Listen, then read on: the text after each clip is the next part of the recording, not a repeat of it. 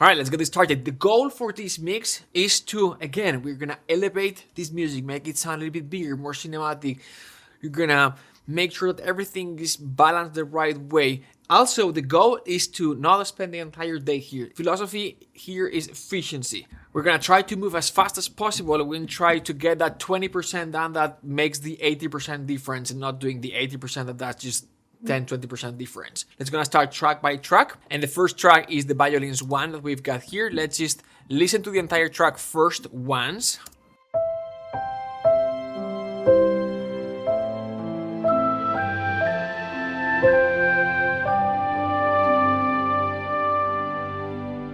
Alright, so the first thing that we are going to do is we're going to select these tracks, and we're gonna lower the volume of these tracks by 6, 7, 8 dBs. So we have more headroom if we need to automate things. Now we're gonna solo this track, and again, reminder, the two most important things are gonna be balance and panning. And then we're gonna have things like analog saturation, EQ, reverbs. Those are the things that we're gonna look. There are gonna be specific tracks that we're gonna do specific things, but those are the most important. We're gonna start with balance in this case, but while I'm balancing the tracks, I'll also record a little bit of automation. So this is the track that I've got now, this one here.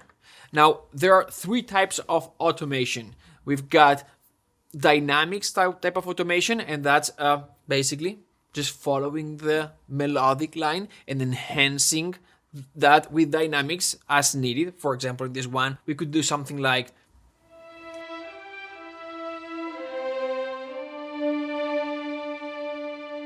and what you've seen at the end is a little bit of fluctuation type of automation. And this is the third type of automation, a little bit around here. I'll do this again so you can see, but there are three types of automation. Dynamics, what you've seen here, that basically just enhances, makes it sound better, bigger, more alive. And that is something that samples benefit a lot from. Some of you may be thinking, haven't we done dynamics already? Yes, we have. We are doing this again to enhance the music even further. This is not cheating. This is just a standard procedure. It's common to do that even with the orchestra, like orchestral performances.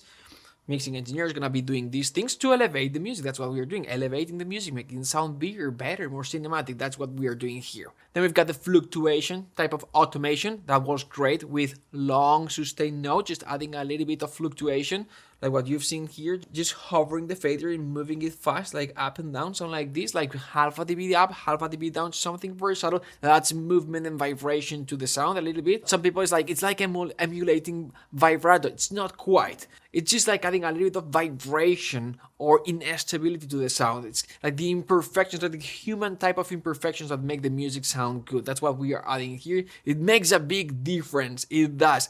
And it doesn't require any plugin. And then the third type of automation is micro counterpoint type of automation. It's like listening to the different musical elements that are going on, and it's just creating a space and bringing up volume to different tracks when something needs to be heard a little bit more and something needs to be hidden. So it's like finding those counterpoint lines or different melodic or musical elements and making a space, bringing the volume down and bringing up the volume of another one. So let's jump into it. I'm gonna record this again so you can see how I apply the dynamics and fluctuation type of automation here.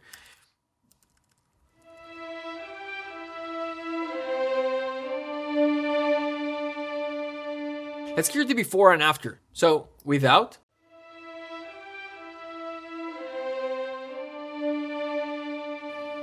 and after.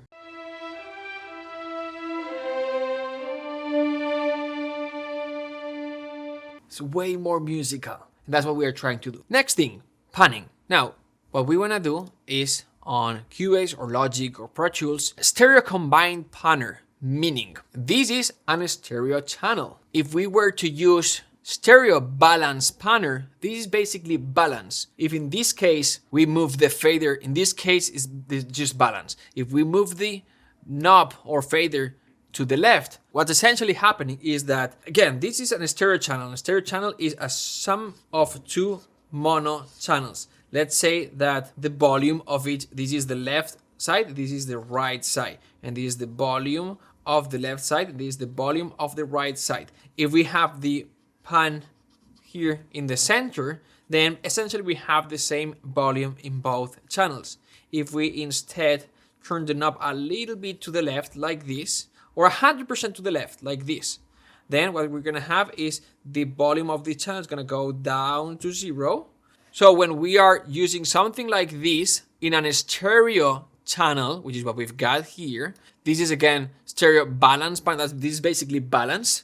Then what we are doing when we are balancing or panning, it's not really stereo panning. What we are doing is actually lowering the volume of one of the channels, of the two mono channels in a stereo channel. So we are losing half of the information. That is not what we want to do. We want control over both channels. And we want to be able to narrow the sound or widen the sound or flip the panning. We want to be able to do things like this. And that is what you can do by default on, let's say, Pro Tools. But here you have to change the setting, and so in Logic to a stereo combined panner. So when we are here, now we have control over the left channel and the right channel, and we can narrow the sound and then move it to the left or to the right, or we can even flip the panning like this, and now the right side is moving to the left side, and we can move the left side to the right side. And so essentially what we have, again, it's a stereo channel that's a combination of two mono channels like this. And we've got control over each one of the channels. This one is pointing to the left, this one is pointing to the right. But the same way that it's pointing to the right, we could take the right channel and we could move it to the center. And then we could have the left channel and we could move it to the half left. And now we've got a more narrow sound, still a little bit slightly to the left. We can do things like this. So what we're going to do here is, first of all, we're gonna change all of this to stereo combined panner.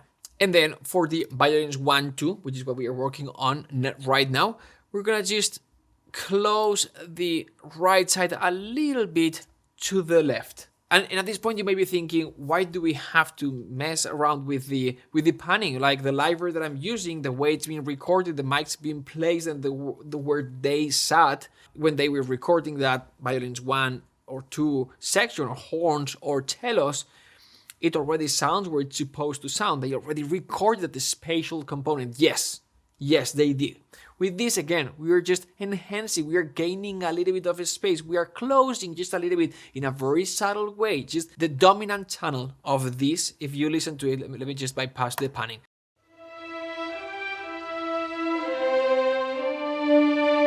Clearly, the dominant channel is left channel. What we are doing is just closing a little bit of the right channel and bringing a little bit more of that weight into the left channel. Not big deal. It's not going to sonically change everything. We are still respecting the spacing while closing a little bit and gaining a little bit of sonic space, so then other instruments will cut through the mix better and we will hear a little bit more of separation. That's what we are doing. In a subtle way, because it's orchestral music. You want to keep things subtle. Sometimes I like trying if a little bit of analog or tape saturation could enhance the sound a little bit. And so I'm gonna try for strings. I usually go with analog channel 202. This is from Mac DSP.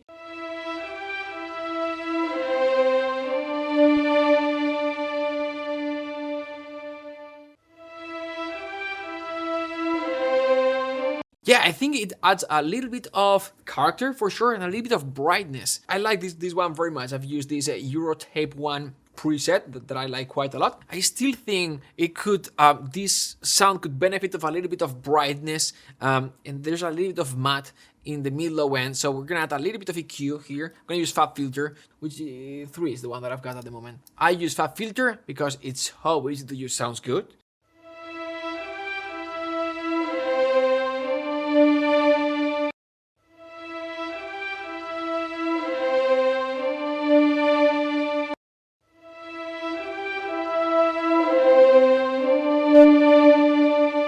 Yeah, I think we can bring this down a tad here.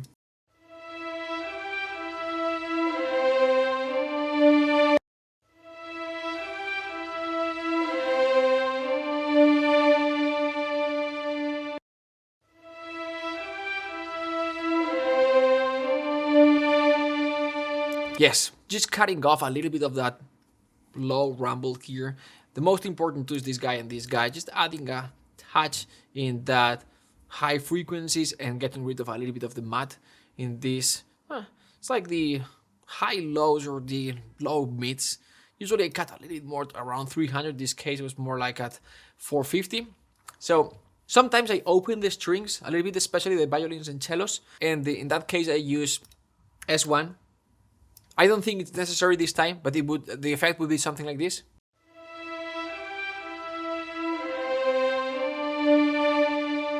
And when I open the strings, it's the very low percentage, something like.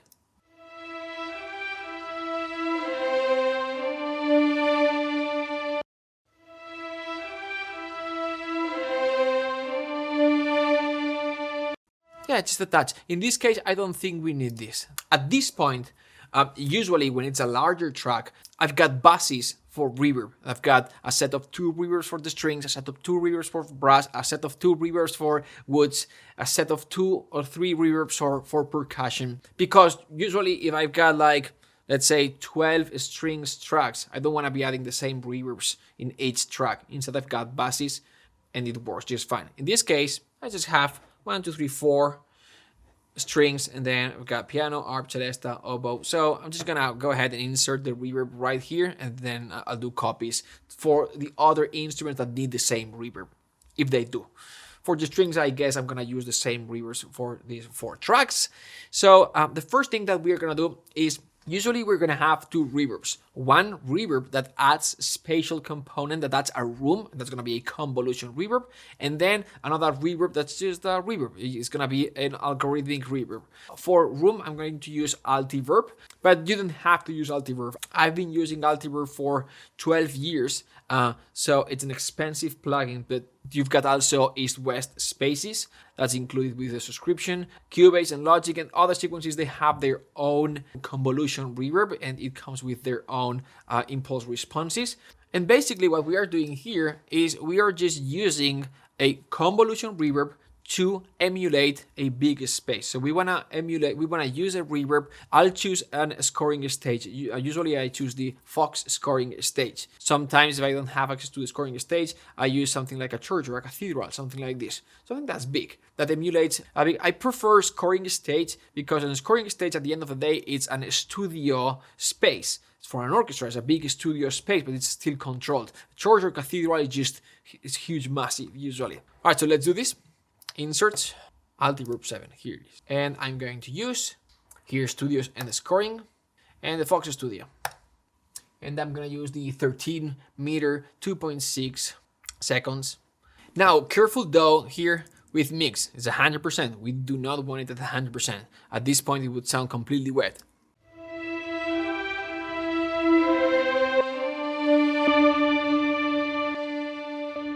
That's not what we want. We want to add a touch of that room. Because remember, the sample already has the room component and it's pretty nice. I just want a little bit more. So we're going to bring the mix down here.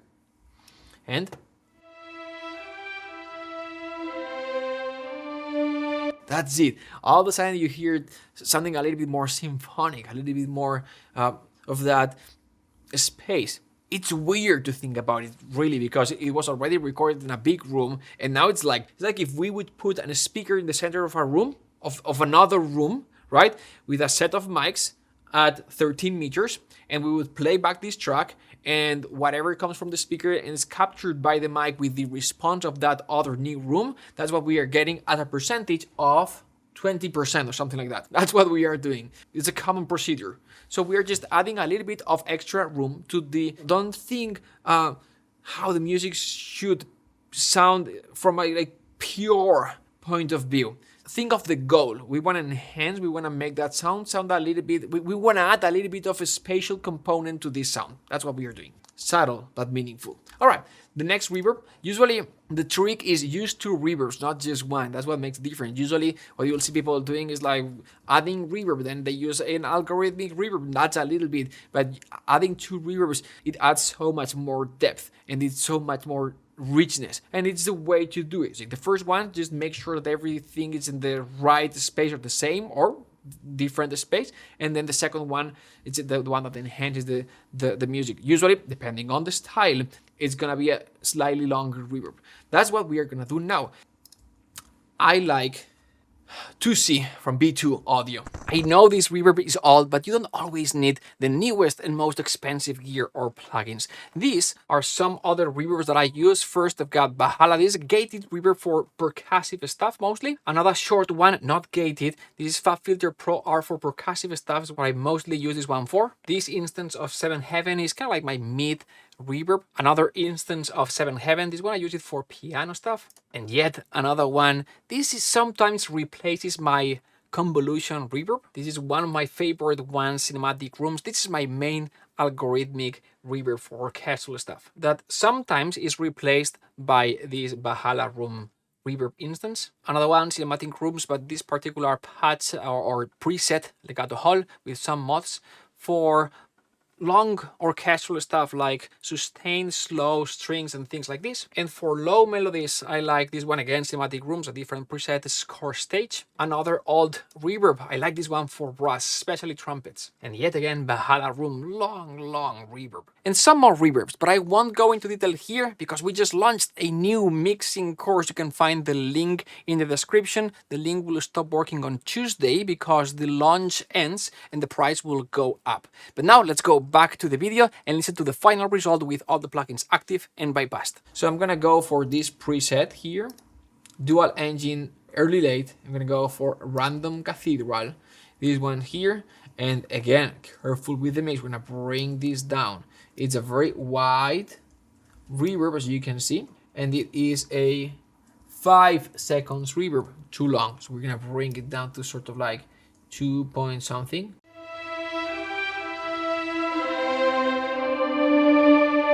This would be 100%, that's not what we want. Yeah, a little bit less.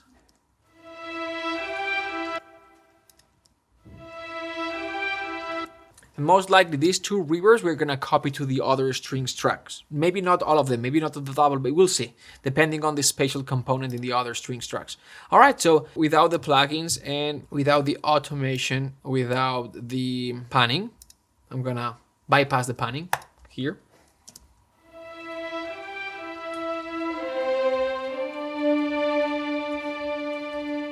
And with everything added.